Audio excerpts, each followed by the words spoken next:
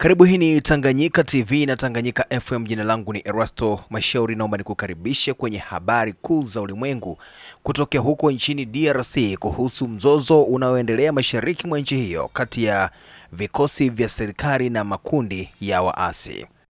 Tanganyika FM Radio. Kwa pamoja tukupashe.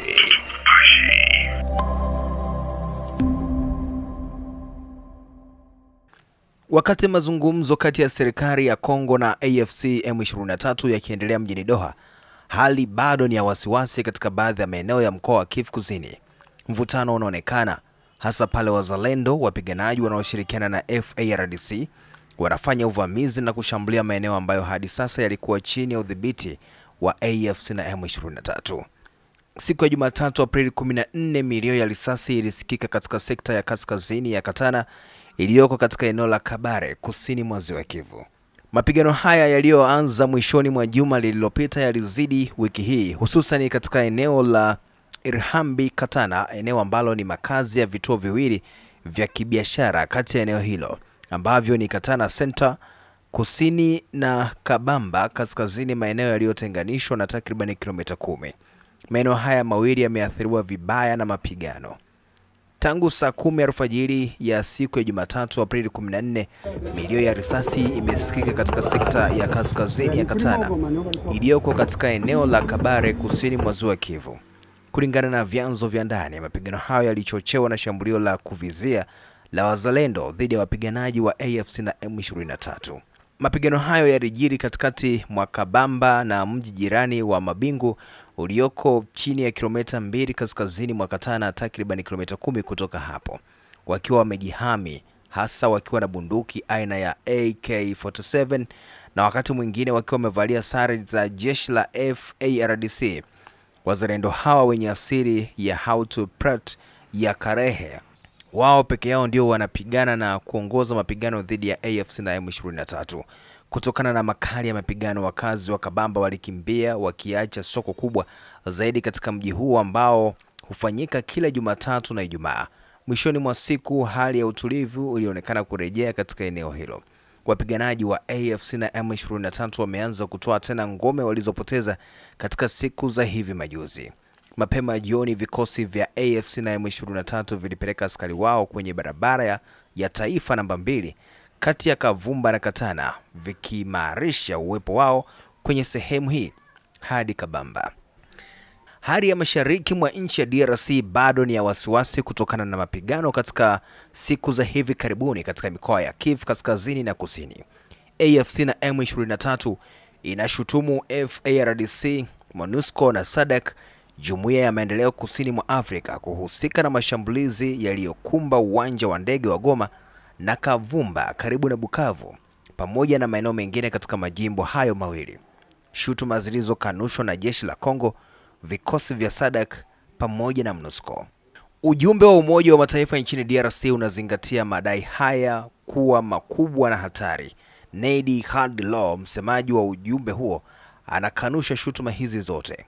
Kulingana naye, hakuna kambi yake hata moja iliyotumiwa kupanga mashambulizi dhidi ya Goma. Kulingana na afisa huyo wa Umoja wa Mataifa, kwa mara nyingine tena MONUSCO inatumiwa kama kisingizio. MONUSCO ipo nchini DRC ili kuunga mkono serikali katika juhudi zake za kulinda raia, kurejesha mamlaka ya serikali na kuleta utulivu nchini. Katika mazingira ya mvutano na upotoshaji, ujumbe wetu wakati mwingine unalengwa kwa bahati mbaya kwa mambo yanayohusishwa na hali tata ya usalama, ambapo wahusika wengi wenye silaha wanaendelea kutishia raia.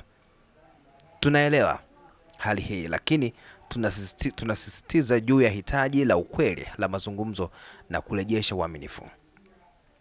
MONUSCO inathibitisha kwamba bado ina zaidi ya wanajeshi 1000 wa Kongo na maafisa wa polisi chini ya ulinzi wake huko Goma. Watu hawa walikuja kwenye ngome zetu mwishoni mwa mwezi Januari. Walipokelewa katika vituo kadhaa vya MONUSCO huko Goma na viunga vyake. Licha ya mazingira magumu sana na shinikizo la usalama, MONUSCO imeweza kuhakikishia usalama, uadilifu wa kimwili na ustawi wa watu hawa kwa muda, kwa mujibu wa mamlaka yake iliyoanzishwa na Baraza la Usalama la Umoja wa Mataifa. lakini ujumbe unasisitiza kuwapokonya silaha wapiganaji hawa wote waliopokelewa. Shutuma zilizotolewa dhidi ya MONUSCO na AFC na M23 kufuatia mashambulizi yaliyokumba uwanja wa ndege wa Goma na Kavumu karibu na Bukavu pamoja na maeneo mengine katika mikoa ya Kivu Kaskazini na Kusini katika siku za hivi karibuni. Lakini ni akina nani hawa wanajeshi wanaohusika na mashambulizi haya? Wanajeshi hawa wote walinyang'anywa silaha kabla ya kuunganishwa katika vituo vya ujumbe wa Umoja wa Mataifa. Wengi wao walifika bila vitambulisho vya uraia, hali ambayo inatatiza kuwatambua. Kwa mujibu wa vyanzo kadhaa, mchakato mara nyingine hutegemea neno lao na uthibitishaji kwa FARDC. Kwa utaratibu, MONUSCO inawapatia chakula na malazi kila siku, lakini ukosefu wa data za kimsingi unatatiza ufuatiliaji. Kwa mujibu wa taarifa zetu, askari hao walikuwa karibu 3,000 chini ya ulinzi wa MONUSCO, lakini sasa inaaminika kuwa karibu 1,200 wamesalia katika kambi hiyo.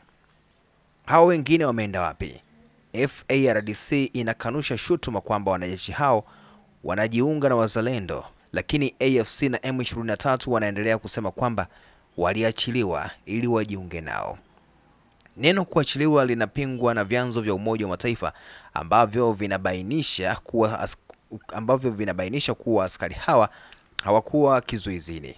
Waliondoka kwa hiari yao baada ya kusaini hati inayoeleza kuondoka kwao. Kulingana na vyanzo vya Umoja wa Mataifa, askari hawa hawakuwa na silaha wakati wanaondoka. Hata hivyo, kinachojulikana ni kwamba hakuna ufuatiliaji unaofanywa mara tu wanapoondoka kwenye kambi ya Umoja wa Mataifa. Katika hatua nyingine, jeshi la nchi hiyo ya DRC FARDC siku ya Jumatatu tarehe 14 ya wiki hii limethibitisha kuwaua wapiganaji 10 kutoka kundi la wapiganaji wenye silaha la CRP Zaire linaloshirikiana na waasi wa M23 na ambalo linaongozwa na Thomas Rubanga.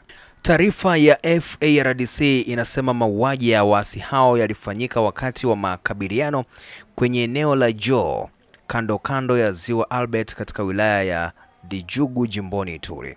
Kulingana na Luteni Julius Ngongo, msemaji wa jeshi katika jimbo la Ituri, mapigano yalizuka baada ya waasi hao kutekeleza shambulio katika ngome ya wanajeshi wa FARDC, kitengo cha 332 cha maofisa wa majini. Baada ya kuuawa kwa waasi hao na jeshi la kawaida, maofisa wa FARDC pia wamethibitisha kuchukuliwa kwa silaha zao. Jeshi la DRC aidha limewahakikishia wakazi kwamba hali imerejea tulivu kando ya Ziwa Albert na kwamba shughuli za kawaida zinaendelea. Waasi kutoka kundi la CRP Zaire wamekuwa wakituhumiwa kwa kutekeleza mashambulio dhidi ya ngome ya wanajeshi wa kawaida kwa majuma kadhaa.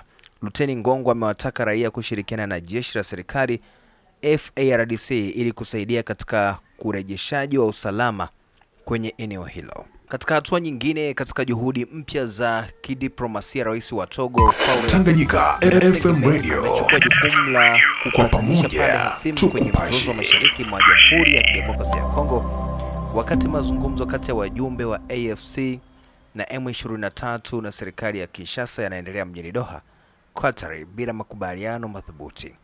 M23 kupitia wawakilishi wake wanasisitiza kuwa mazungumzo hayawezi kufanikiwa bila kuwepo kwa hatua za kuaminiana kama vile kuondolewa kwa vikwazo, kuachiliwa kwa wafungwa na kukomesha matamshi ya chuki dhidi ya jamii wanazotoka. Kwa upande wake, serikali ya Kongo inasisitiza kusitishwa kwa mapigano bila masharti yoyote na kuondolewa kwa M23 kutoka katika maeneo yote wanayokalia, hasa Goma na Bukavu. Rais huyo wa Togo, anayeheshimika kwa umahiri wake wa kidiplomasia Afrika Magharibi, anatazamiwa kuwa mwamuzi huru mwenye uwezo wa kusaidia kufikia makubaliano ya kusitisha mapigano angalau kwa muda. Je, Togo inaweza kuwa daraja la amani kati ya Kinshasa na vikundi vya waasi? Wakongomani na Afrika nzima wanasubiri kwa matumaini makubwa kuona matokeo ya hiki ambacho kinaenda kufanyika.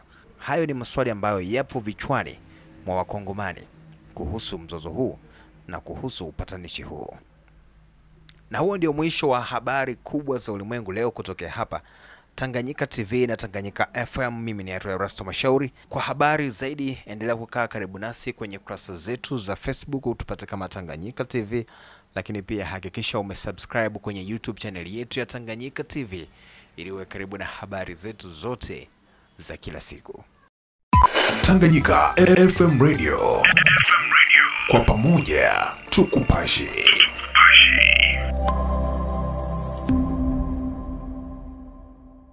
Habari za muda huu mpendwa mtazamaji wa Tanganyika TV.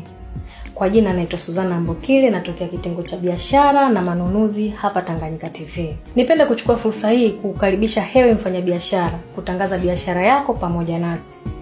Maana katika ulimwengu huu wa sasa, media kama Tanganyika TV ndio mahara pekee ambapo unaweza kukuza na kuendeleza biashara yako. Haijalishi ni biashara ipi unayofanya, ina mtaji mkubwa au mdogo. Tanganyika TV inaweza kukuweka karibu na wateja wako na kukuza manunuzi ya bidhaa zako unazouza. Hebu fikiria, hata vikundi vya maendeleo tunawezaje kuendelea bila kujitangaza? Karibu utangaze nasi, hewe mfanyabiashara, mjasiriamali, mwanamuziki, wanasiasa na wengine wote. Karibuni sana sana sana. Unaweza kuwasiliana nasi kupitia namba zetu za ofisi zilizopo hapo chini. Hata kama una matangazo, Tanganyika TV tunaweza kukutengenezea, kwa sababu tunawafanya kazi na madirector wabobezi waliobobea katika shughuli za video production na graphic design. Tanganyika TV, kwa pamoja tukupashe.